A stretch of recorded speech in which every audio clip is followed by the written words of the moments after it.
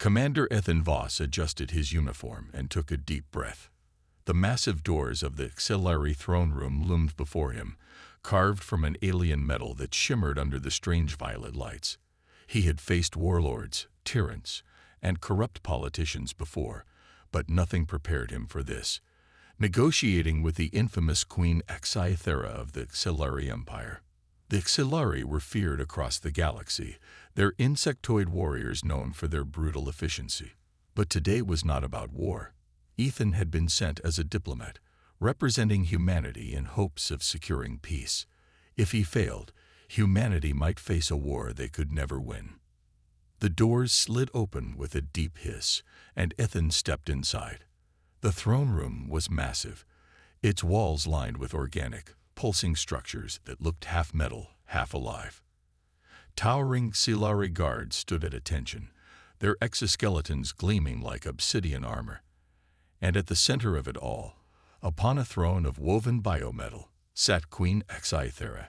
She was huge, nearly 10 feet tall, her body a mix of sleek carapace and delicate, flowing appendages that resembled a regal cloak. Her multifaceted eyes locked onto him, scanning, calculating.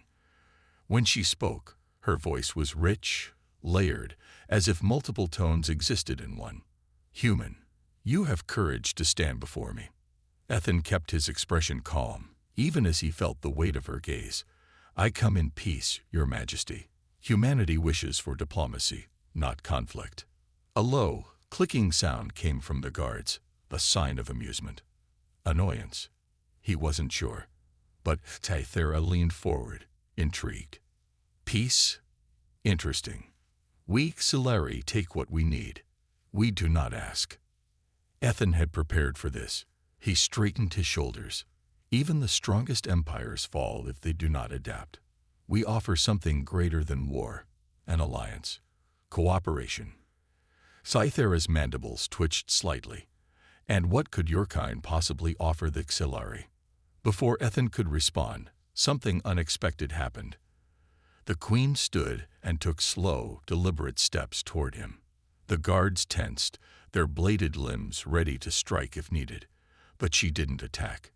Instead, she studied him, her head tilting as if examining a rare specimen. Then, she whispered something that sent a chill down Ethan's spine. "Fascinating. You do not even know what you are." Ethan frowned. "What do you mean?" Sci-Fi gave a slow, almost delighted hum. "Humans, so adaptable, so unique. You might be exactly what I have been searching for." Before Ethan could react, the guards moved in, their weapons raised. He reached for his sidearm, but it was too late. The Queen's voice echoed in the chamber, filled with something more than command, excitement. "Take him. The future of my people depends on him." As the guards seized him, Ethan realized one thing. This was no ordinary negotiation. This was something far more dangerous. Ethan struggled against the grip of the Exclaims guards, but their strength was overwhelming. Their clawed hands locked around his arms like steel, dragging him through the Queen's palace. The corridors were alive, the walls pulsing with strange energy, as if the entire structure was breathing. He was no stranger to dangerous situations, but this was different. This wasn't a war zone or a political debate. This was something he couldn't understand. Finally, the guards brought him into a grand chamber. The room was dimly lit, filled with glowing organic structures, strange tubes running along the walls, and a large throne-like seat in the center. Queen Sci-Fi entered gracefully, her tall form moving with a kind of alien elegance. She studied him with those eerie, multifaceted eyes, as if he was a puzzle she was eager to solve. "You must have many questions, human." Ethan took a steady breath, trying to keep his voice calm. "Yeah, I have a few. Like why I'm being dragged around like a prisoner." The Queen gave a soft, clicking hum, a sound that almost seemed like amusement. "Not a prisoner, a guest, a chosen one." Ethan narrowed his eyes. "Chosen for what?" Sci-Fi stepped closer, her towering presence almost suffocating. "The Exclaims Empire is dying, Ethan Voss. He blinked, caught off guard. Dying? The Excellari were one of the most feared species in the galaxy. How could they be dying? The queen continued. For centuries, our queens have struggled to produce strong offspring. Each generation is weaker than the last. We have conquered, we have consumed, but our genetics are failing. Asterisk asterisk. Ethan frowned. And what does this have to do with me? The queen's mandibles twitched slightly, as if she were smiling. Your species, human, is different. You are unpredictable. Adaptive. You change, evolve, survive where others perish. You are unique. Ethan felt a knot form in his stomach. What exactly are you saying? Scythera's gaze locked onto his, and then, with absolute certainty, she said, I have chosen you to help me create the next generation of my kind. Silence filled the chamber. Ethan's mind froze for a second, trying to process what he had just heard. Then he let out a sharp laugh. You're joking, right? This is some kind of weird alien joke. The queen didn't move. I do not joke. Ethan felt his heart hammering. No, absolutely not. I'm a diplomat, not a... It will not be as you fear. Scythera interrupted. Not through primitive biological means. Our technology will merge your genetic essence with mine. A fusion. A creation of something new. Ethan shook his head. I didn't sign up for this. The queen's eyes glowed with a strange mixture of command and excitement. But you are already chosen. The doors behind him locked shut. Ethan's mind raced as the doors sealed shut behind him. The queen's words echoed in his head. He had been chosen to help create the next generation of Excellari. Not in the way he had feared, but still, the idea sent a cold chill down his spine. He took a step back, his body tense. You can't just decide this for me, he said, his voice firm. I'm a diplomat, not some experiment. Queen Scythera tilted her head slightly, her multifaceted eyes reflecting his image like 1,000 tiny mirrors. It is not an experiment. It is survival. Ethan clenched his fists. Then find another way. The queen let out a low rhythmic clicking, a sound that almost seemed disappointed. I have searched for many cycles, human. We have conquered hundreds of worlds, studied countless species. None have what you do. Ethan swallowed hard. And what exactly do I have? Scythera stepped closer, towering over him. Her voice was almost reverent. Adaptability. A genetic code that bends, twists, and thrives where others fail. It is what makes your species dangerous. Ethan hated how she said it, like humanity was some kind of wild, untamed force. But was she wrong? Humans had survived the cold of space, the harshest planets, the deadliest wars. They were unpredictable, relentless. Maybe that was why the Excellari wanted him so badly. Still, he refused to be used like this. His eyes flicked around the chamber, searching for a way out. His pulse quickened. The room was alien. Strange glowing structures, walls that pulsed like a living organism. No visible doors except the one he came through. And that was locked. He needed a plan. Taking a slow breath, he put on his best diplomatic face. Okay, let's say I believe you, he said, keeping his tone calm. Let's say humans are special. Why force me? Why not ask? The queen paused, studying him. Would you have agreed? Ethan didn't answer. Scythera let out another soft clicking sound, then did something unexpected. She turned away. I do not wish to harm you, Ethan Voss, but I cannot let you leave. That was it. His chance. With sudden speed, Ethan lunged toward a glowing panel on the wall, hoping it was some kind of control system. His fingers barely brushed against it before a powerful force slammed into him, knocking him to the ground. A guard. Fast. Strong. Unforgiving. Ethan gasped as the Excellari warrior held him down with ease. He struggled, but the alien's grip was like iron. The queen sighed, stepping closer. You are stubborn. That is good. Your offspring will need that. Ethan's breath caught. I'm not agreeing to this. The queen leaned down, her voice filled with strange delight. You will, in time. Ethan sat in the strange, living chamber, his hands clenched into fists. He had tried to escape, but the Xelari were too fast, too strong. Now he was trapped, not as a prisoner, but as something far worse, a chosen one. Queen Cythera stood nearby, watching him with her eerie, multifaceted eyes. Her towering form cast a shadow over him, but there was no hostility in her stance. If anything, she seemed amused by his resistance. You are not what I expected, Ethan Voss, she said, her voice layered with strange tones. Ethan exhaled sharply. Yeah. And what did you expect? The queen's mandibles twitched. Fear, desperation, submission. Ethan let out a dry laugh. Sorry to disappoint. For a moment, there was silence. Then, to his surprise, Cythera let out a low, rhythmic clicking sound. Was that laughter? Humans are fascinating, she said. So fragile, yet so defiant. Ethan's jaw tightened.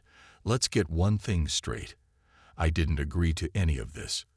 You're forcing me into something I don't understand. The queen tilted her head. Do you wish to understand? Ethan hesitated. Did he? Part of him wanted to fight, to keep resisting. But another part, the diplomat inside him, knew that understanding his enemy was the first step to defeating them. Finally, he sighed. Explain it to me. Cythera's eyes gleamed. She stepped forward and pressed her clawed hand against a glowing structure on the wall. Instantly, the air shimmered and holographic images appeared. Ethan's eyes widened as he saw ancient-looking Xelari, powerful and fearsome, standing at the peak of their empire. Then, slowly, over time, their bodies weakened, their numbers declined. Our queens once ruled for thousands of cycles, Cythera said. But with each generation, our strength fades. Our empire will collapse unless we evolve. Ethan watched as the hologram shifted, showing a strange genetic sequence, half Xelari, half something else. You believe I can change that? Ethan asked. The queen turned to him. I know you can. Ethan swallowed hard. This wasn't just about him. This was about an entire species on the edge of extinction. Could he really turn his back on that? No. He wasn't ready to agree, but for the first time, he wasn't just thinking about escape. Cythera seemed to sense his change in thought. You resist because you fear losing control. Ethan sighed. Wouldn't you?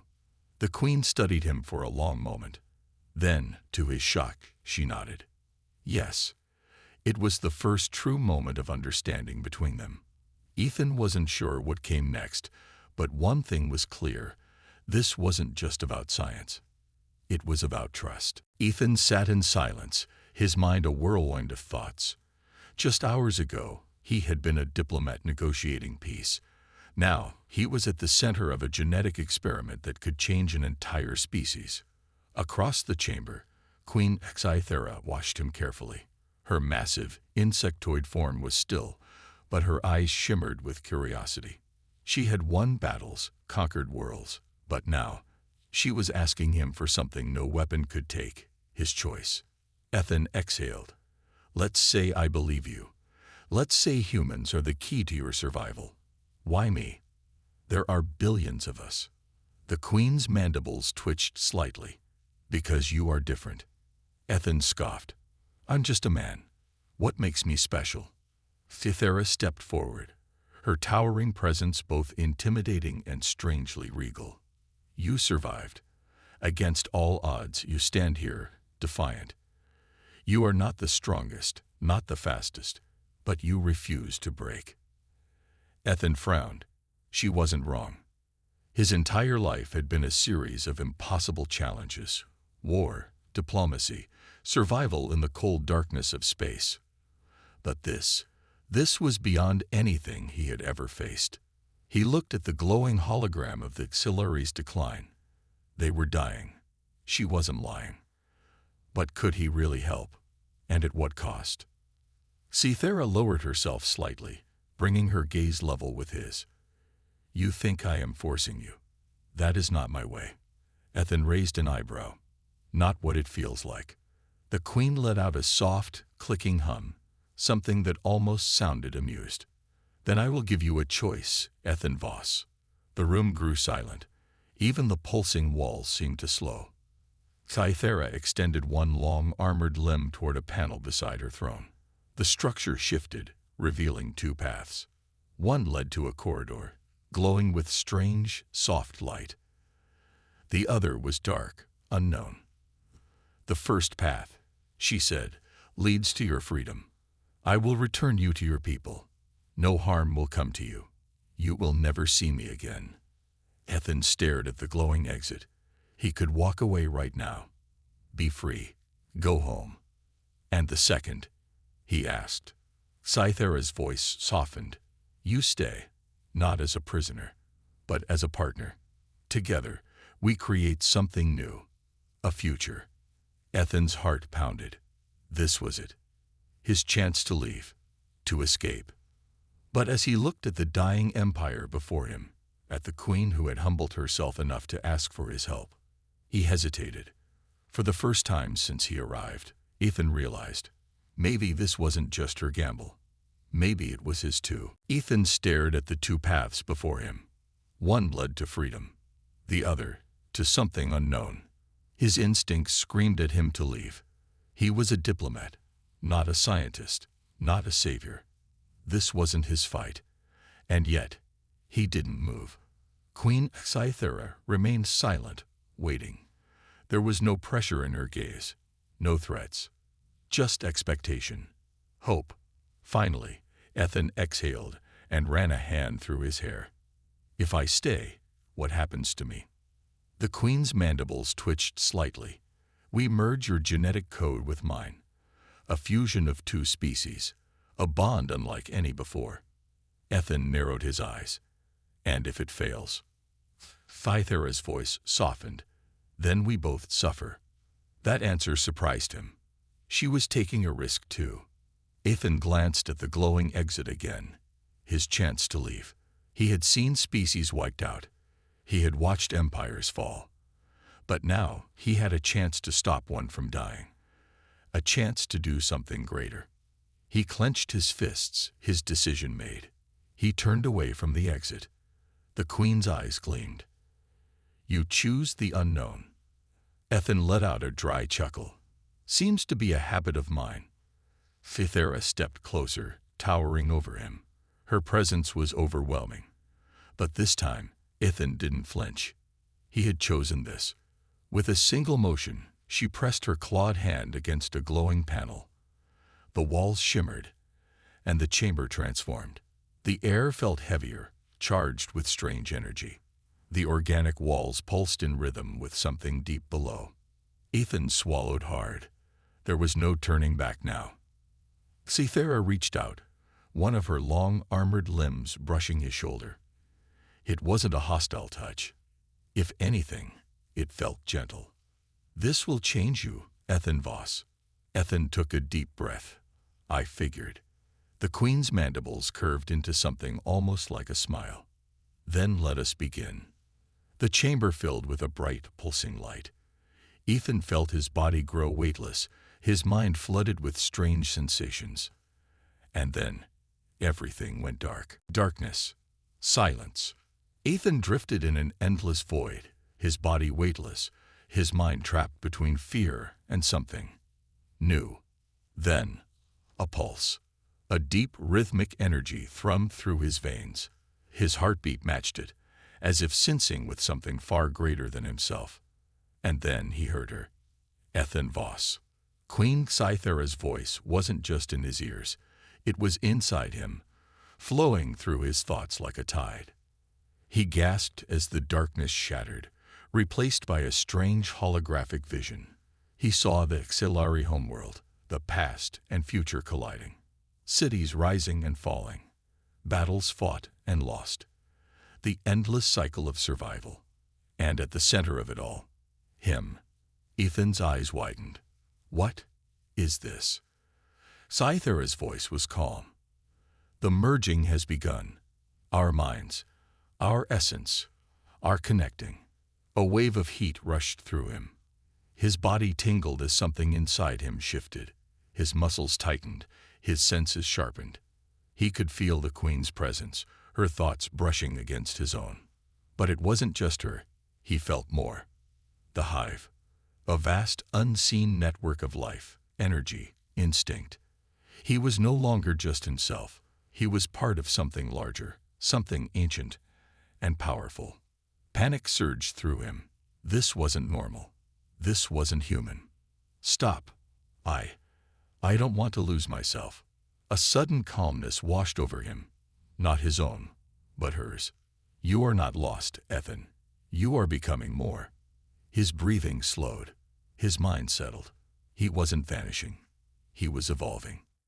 Ethan clenched his fists, feeling new strength coursing through him. He wasn't just a man anymore. He was something else. And then, as the last of the merging completed, he opened his eyes. The chamber around him came into focus. Every color, every movement. It was sharper, more vivid. He could hear the whispers of the hive, the heartbeat of the Queen. He looked at his hands. Human, but different. Stronger, connected. Scythera stood before him, her towering form radiating satisfaction. You have done what no other has, Ethan Voss. Ethan took a steady breath. He was still himself, but also more. He met the Queen's gaze, and for the first time, he understood her completely.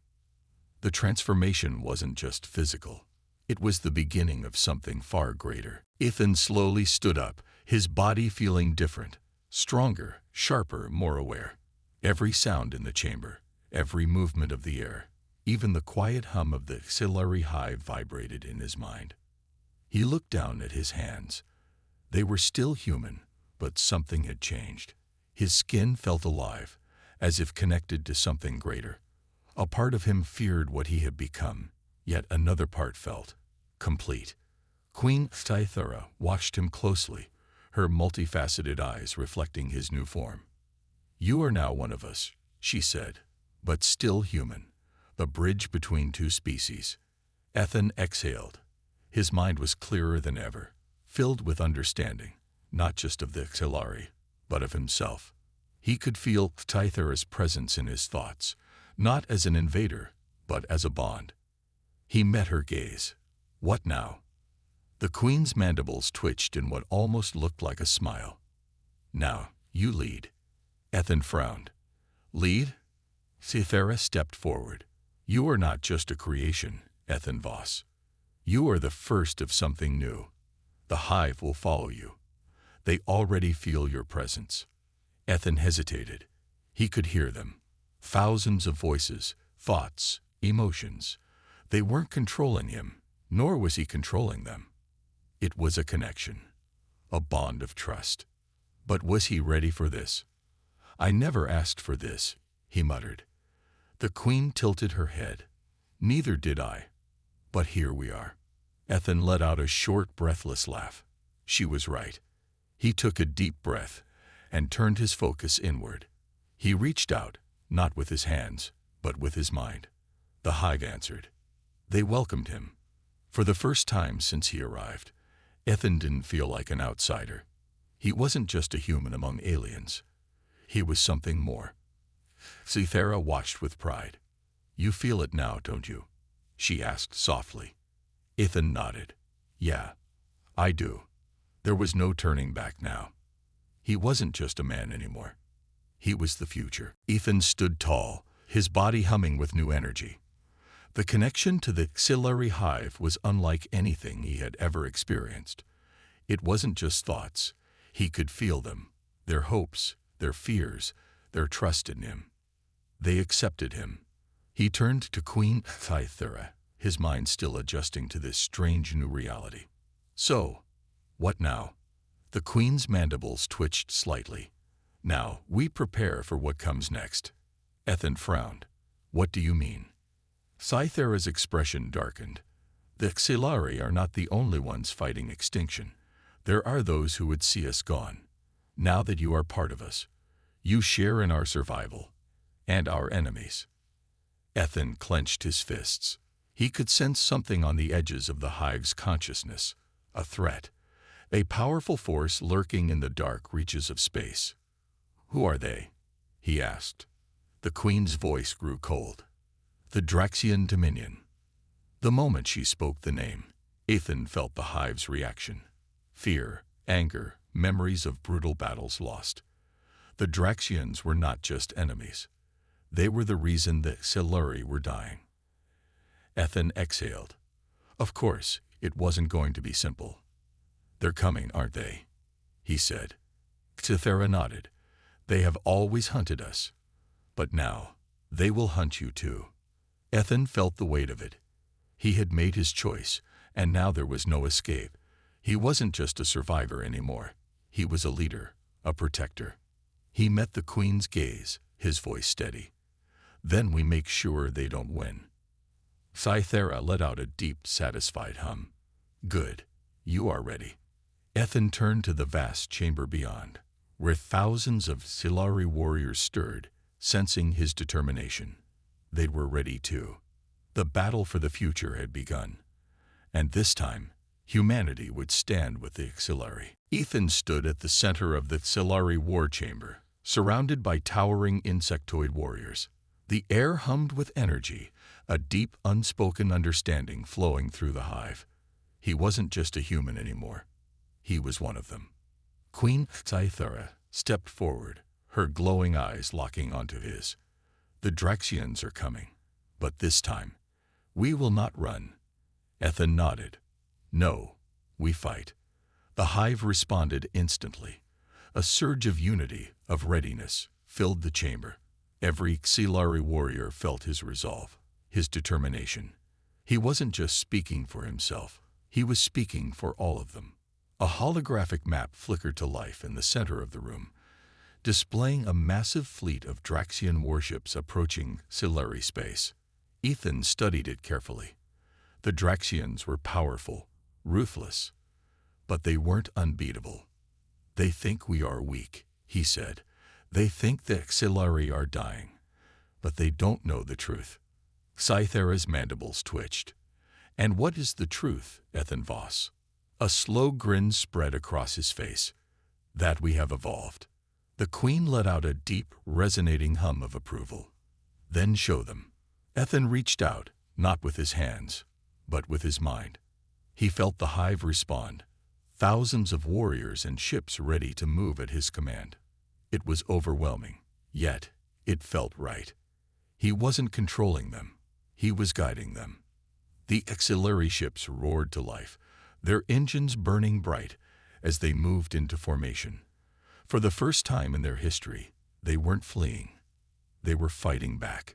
Ethan turned to the Queen one last time. Whatever happens next, we face it together. Cythera inclined her head. Together. As the first Draxian ships pierced into the system, the Siluri fleet launched forward, faster, stronger, more united than ever before. For the first time in history, humanity and the Siluri stood as one. And as Ethan led them into battle, one thought echoed through the hive. The future had arrived.